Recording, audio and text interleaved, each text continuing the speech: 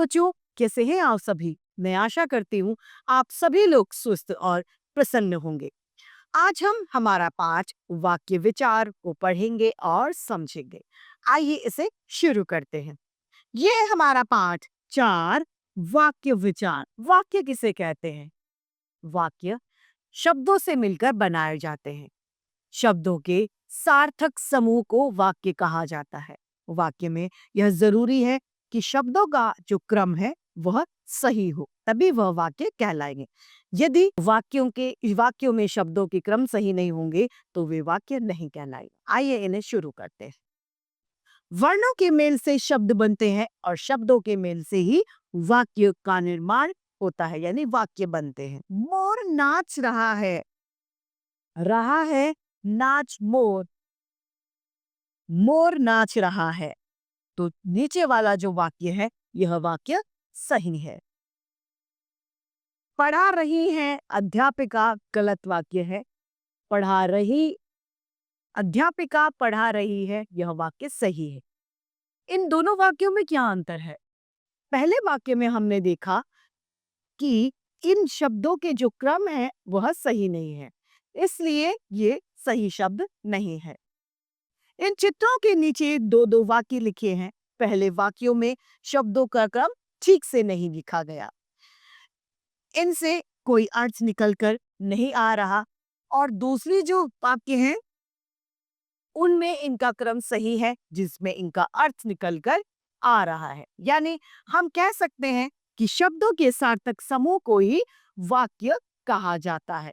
यानी हम इस बात को समझ लें कि जब वाक्य तभी बन सकता है जब इसके शब्दों का क्रम सही हो।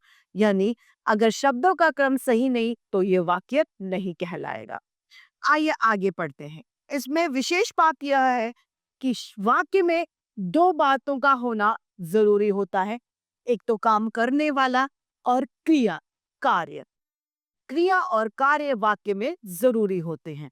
वाक्य के अंग होते हैं। वाक्यों को दो अंगों में बांटा गया है। पहला कौन सा है? उद्देश्य। दूसरा विधेय। उद्देश्य और विधेय। उद्देश्य किसे कहते हैं? वाक्य में जिसके बारे में बात की जा रही है, जिसके बारे में कुछ कहा जा रहा है, वह उद्देश्य यानी कर्ता उद्देश्य कहलाता है। आइए पढ़ते हैं। पहला है हमारा उद्देश्य। वाक्य में जिसके विषय में बात की जाए उसे उद्देश्य कहते हैं। रीना खाना पका रही है और घोड़ा दौड़ रहा है। इन दोनों वाक्यों में क्रमशः रीना और घोड़ा, ये दोनों वाक्य इससे संबंधित रखते हैं। पका रही है रीना, रीता जो है वह खाना पकाने का कार्य कर रही है, यानी वो कर्ता हो गई और रीता के बारे में ही यहाँ पर बात की जा रही है। अतः रीता उद्देश्य है।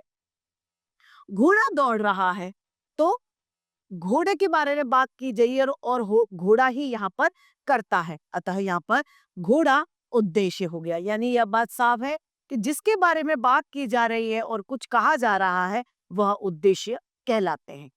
दूसरा आता है इसका भाग, दूसरा भेद है हमारा विधेय। विधेय किसे कहते हैं? विधेय यानी जब वाक्य में जिसके बारे में यानी उद्देश्य के बारे में कुछ भी कहा जाए, उद्देश्य को छोड़कर उद्देश्य के बारे में जो भी कहा जा रहा है वह विधेय कहलाता है। उद्देश्य के विषय में जो कुछ भी कहा जाता है उसे विधेय कहते हैं। जैसे कि रीता खाना पका रही है, मैं खाना पका रही है, यहाँ पर उद्देश्य, यहाँ पर विधेय हो गया। रीना क्या है? उद्देश्य। घोड़ा दौड़ रहा है, मैं घोड़े को छोड़कर दौड़ रहा है, यहाँ पर विधेय कहलाएगा। जैसे बतख पानी में तैर रही है, यहाँ पर बतख को छोड़कर संपूर्ण वाक्य विधेय है। और सूर्य पूर्व से निकलता है, यहाँ पर सूर्य को छोड़कर पूर्व से निकलता है, विधेय है, क्योंकि उद्देश्य यहाँ पर बतख और सूर्य है। बाकी संपूर्ण वाक्य यहाँ पर विधेय कहलाएगा। यहाँ पर कुछ और उदाहरण दिए हैं उद्देश्य और विधेय के। पहला है मेरी बहन सो रही है, तो विधेय उद्देश्य क्या हो गया? मेरी बहन, और सो रही है विधेय है। गाड़ी आ रही है, तो गाड़ी इसमें उद्देश्य है, आ रही है विधेय है। बच्चे साइकिल चला रहे हैं, बच्चे उद्देश्य है और साइकिल चला रहे हैं, विधेय कहलाएगा। इसी के साथ हमारा पाठ समाप्त होता है।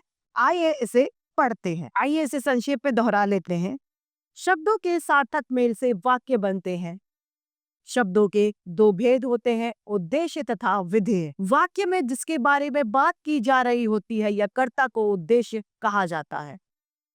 उद्देश्य के विषय में जो कुछ भी बात कही जाती है वह संपूर्ण बात विधेय कहलाती है। तो इस तरीके से हमारा ये 5 वाक्य समाप्त होता है। मैं आशा करती हूँ आप सभी को यह 5 भलीभांति रूप से समझ में आया होगा। आज के लिए इतना ही, फिर मिलते हैं। धन्यवाद।